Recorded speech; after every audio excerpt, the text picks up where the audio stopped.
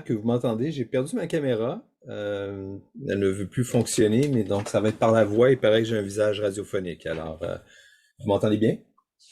Oui, Très bien, Parfait. Et l'image est plein écran?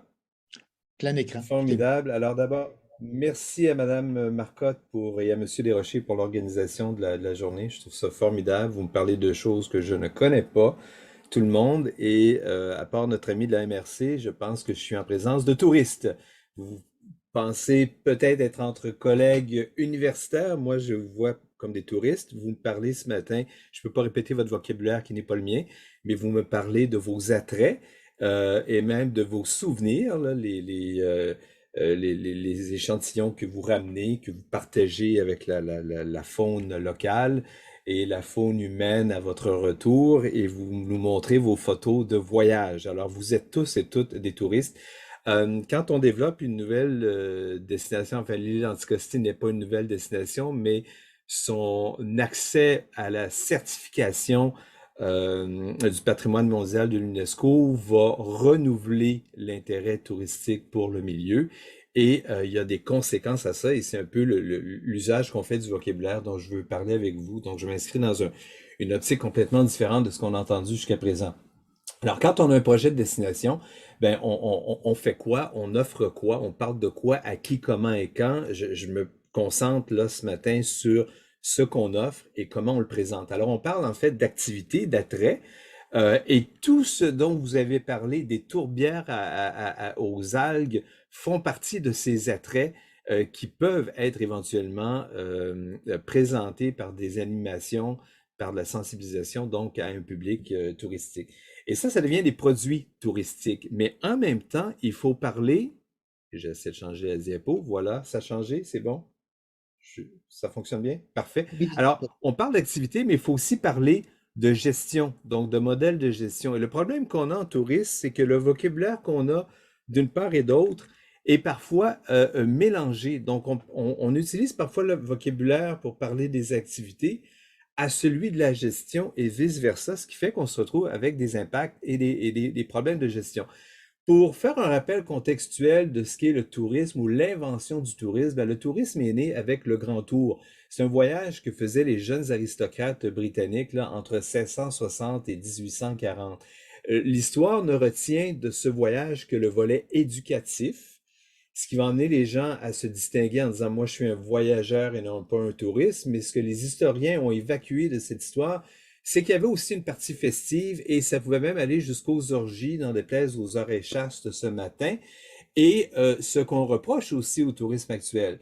Donc, le tour, le mot tour a été emprunté en fait au français. Les Anglais se le sont appropriés. Et évidemment, ceux qui pratiquaient le tour sont devenus des touristes qu'on a ensuite francisés.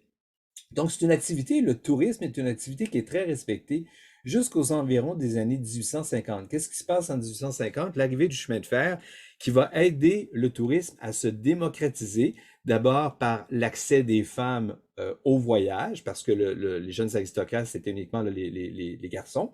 Donc maintenant, les femmes vont aussi commencer à avoir accès au déplacement. Et parce qu'il y a des problèmes, des barrières linguistiques entre les Anglais, évidemment, et le reste de l'Europe, ben, on va commencer le voyage organisé. Alors, c'est un peu le début du tout inclus tel qu'on le connaît aujourd'hui. Alors, conséquence, ben, l'élite perd le monopole et le prestige du tourisme, et c'est là que naît l'antitourisme. Et de ce fait, l'éclatement des formes de voyage pour chercher la distinction. Marc Boyer dit que le moteur du tourisme, c'est la distinction, se distinguer les uns des autres pour aller chercher une espèce de capital culturel. Et c'est ce qui fait qu'aujourd'hui, on a cette dichotomie entre ceux et celles qui se revendiquent du voyage, mais qui pour nous en sociologie, le voyage, c'est tout simplement un déplacement entre deux lieux, ce qu'on ne fait pas pour le colloque ce matin, mais le festival du 1er juillet, du déménagement du 1er juillet s'en vient, et ceux et celles parmi vous qui déménagerez, quand vous allez prendre les boîtes, là, vos cartons du camion pour les emmener dans votre nouveau logis, ben, vous allez dire, je vais faire un autre voyage. Vous allez retourner vers le camion. C'est pas du tourisme, c'est un déplacement. Alors que le tourisme, c'est la pratique du tour. Donc, c'est un déplacement ludique hors de son milieu domestique. Alors ça, c'était la parenthèse sur le tourisme. Excusez, je suis retourné en arrière. J'essaie d'avancer. Voilà. Donc, notre distinction entre ceux qu'on traite de touristes, ces gens qui voyagent en masse, en groupe, et ces voyageurs, voyageuses, dit-on, qui voyagent plutôt solo et qui font peut-être, par exemple, dans le cas de notre colloque de ce matin, du tourisme de nature. Alors, j'aimerais tester vos perceptions. J'inviterai tout le monde à ouvrir les micros et à répondre le plus rapidement possible par oui ou non aux questions suivantes. Alors, vous habitez à Québec et selon votre compréhension, participer aux activités suivantes constitue-t-il de l'écotourisme, oui ou non? On va le définir plus tard. Donc, s'approcher des baleines en kayak sur le Saint-Laurent, écotourisme, oui ou non? Oui. Oui. Ça dépend. J'ai dit oui. J'ai dit oui, non, mais ça, c'est pas un choix de réponse, c'est oui ou non. Alors, faire de l'observation des baleines à bord d'un navire conventionnel de 100 passagers. Navire conventionnel, c'est un navire qui utilise des énergies fossiles, oui ou non? Oui. Oui. Alors, on a les deux réponses. Faire l'observation des baleines à bord d'un navire conventionnel de 30 passagers. Oui. Oui. Oui, il y a un piège. Ah, il y a un piège. Faire la visite du centre-ville de Montréal à pied. Écotourisme ou non? Oui. Oui. Là, vous me surprenez. Faire du traîneau à chien en Laponie. Oui. Non. Oui. Ah, vous êtes très, très partagé. Faire une randonnée à pied hors sentier autour des volcans d'Islande. Oui. Un oui timide. Je dirais non. Quelques noms. Parfait. Et faire du cyclotourisme jusqu'en Gaspésie. Oui. Oui. Non. Et si j'avais dit faire du cyclotourisme en Gaspésie, vous êtes de Québec. Oui. OK. Ah, C'est plein de non. pièges. Non, Non. merci. Merci au nom. OK. Faire de l'écotourisme, c'est faire du tourisme durable, vrai ou faux? Oui, mais c'est un mot souvent galvaudé. Voilà. Ben, l'écotourisme aussi est un mot galvaudé. Alors, merci pour vos réponses. Je fais le tour rapidement. Et donc, s'approcher des baleines en kayak sur le Saint-Laurent, ce n'est pas de l'écotourisme. Faire de l'observation à bord d'un navire de 100 personnes, oui, allons-y. Non, ce n'est pas de l'écotourisme. 30 passagers non plus. C'était le piège. C'est qu'on pense souvent que parce qu'on est en petit groupe, on est écologique. Faire le centre-ville de Montréal à pied, ben, on pense que parce qu'on est dans une grande ville, ça n'a rien à voir avec l'écotourisme. Alors oui, ça, c'est de l'écotourisme. Faire du traîneau à chien en Laponie, non, ce n'est pas de l'écotourisme. Quand vous venez de Québec, si vous êtes de Finlande, il n'y a pas de problème, mais si vous venez de Québec, vous ne faites pas de l'écotourisme. Faire une randonnée à pied hors sentier autour des volcans d'Islande, ben, vous aurez compris que non, parce que d'une part, vous êtes hors sentier, mais vous avez aussi utilisé des énergies fossiles pour vous rendre en Islande. Et faire du cyclotourisme jusqu'en Gaspésie, alors l'adverbe était le piège. Donc, si vous vous rendez à vélo en Gaspésie, parfait. Et l'écotourisme n'est pas du tourisme durable. Donc, quand on parle d'écotourisme, de quoi est-il question? Alors, en fait, on a le préfixe éco qui fait référence à quoi? Est-ce que c'est l'économie, l'écosystème ou l'écologie? Donc, il y a une surutilisation du terme et quelqu'un disait tout à l'heure, ces mots-là sont galvaudés. Alors, l'écotourisme, en fait, il est né, je vais très rapidement, mais il y a un parallèle avec ce qu'on vit actuellement. Donc, une crise de l'énergie en 73 qui a demandé à revoir nos comportements. On a fait le ménage de nos comportements pour adopter une sensibilisation, disons, à l'écologie. Ça commence en 73. Et le tourisme prend une dizaine d'années à s'adapter lui aussi. Et c'est comme ça qu'on arrive au début des années 80. Donc, on passe de cette crise énergétique au tourisme alternatif, dont le fameux écotourisme. Je vous laisse lire la petite caricature qui est là au bas de l'écran. Et on a un chercheur mexicain qui nous propose ce concept de tourisme écologique qui va contracter ensuite en 83.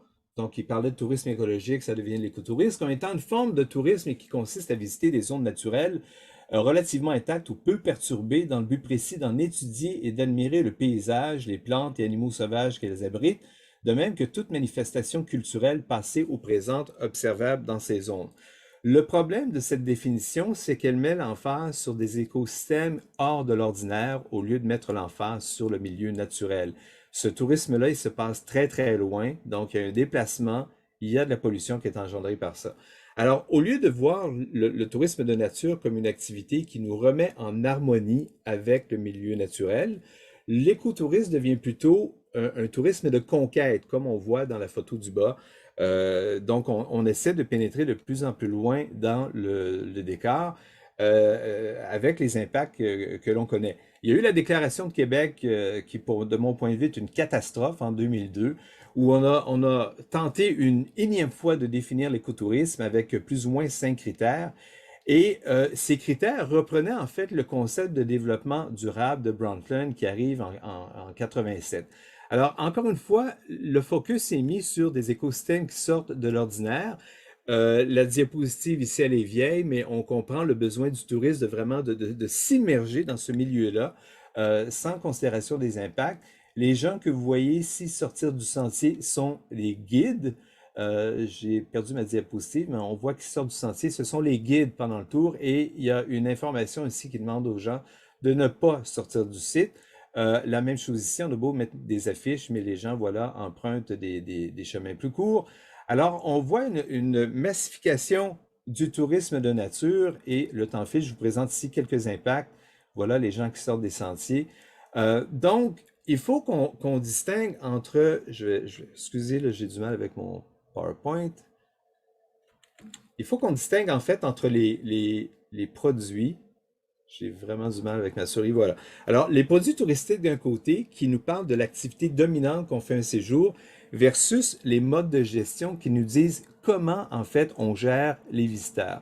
Et donc, on arrive à ce tourisme de nature qui est un produit de voyage, un produit de voyage expérientiel orienté autour d'attraits de ressources vivantes, tant en milieu naturel qu'en milieu urbain, sans précision quant au modèle de gestion. Donc, on fait du tourisme de nature, ça ne nous dit pas si c'est du bon tourisme ou du mauvais, ça nous dit l'endroit où on le fait.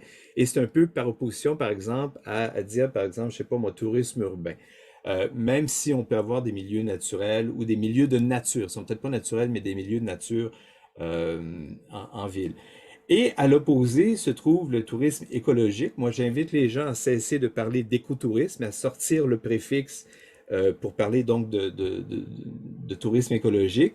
Donc ça devient un modèle de gestion qui favorise l'adoption par les gestionnaires, les usagers, d'une approche biocentrique, c'est-à-dire préséance sur les écosystèmes, dans la tenue des activités récréo-touristiques dans les milieux, tant dans les milieux naturels qu'urbains. On voit d'ailleurs ici, on parlait de canal il y a un instant, ben, une activité écologique sur le canal de la Chine en plein centre-ville de Montréal. Et ça nous amène au dernier concept, et je vais conclure là-dessus, donc le tourisme durable. Alors, du point de vue économique, on a toujours eu notre tourisme conventionnel de masse. Du point de vue environnemental, on a notre tourisme écologique. Et du point de vue social, j'en ai pas parlé, ce sera pour une autre fois, mais on connaît peut-être, vous avez peut-être entendu parler du tourisme communautaire, équitable, ainsi de suite. Et l'idée du tourisme durable, c'est de mettre les trois ensemble. Et ça a été défini par l'OMT, je vous laisse la lire. Le problème dans la définition de l'OMT sur le tourisme durable, c'est qu'on dit que ce tourisme-là s'effectue en répondant aux besoins des visiteurs. Or, les visiteurs n'ont pas de limite, ils en veulent toujours davantage. Donc, j'ai donc proposé une définition il y a quelques années qui parle plutôt d'obtenir un équilibre, mais qui nécessite aussi de mettre des freins au tourisme, de dire non, il y a une limite, comme un peu dans l'ouvrage Limite à la croissance. Alors, donc, pour conclure, donc, c'est important de distinguer entre ces trois concepts. C'est important aussi de distinguer donc entre les produits touristiques que vous voyez en haut et des exemples de modèles de gestion. Et je soulignerai que le tourisme écologique n'est pas un tourisme durable parce que le durable, c'est un tourisme de compromis, donc environnement, économie, société, alors que le tourisme écologique met l'emphase uniquement sur une perspective de gestion biocentrique du milieu. Et je pense que j'ai écoulé mon temps. Quelques exemples ici de comportements adoptés. Et voilà, c'est terminé. Merci à vous. Merci beaucoup, Alain.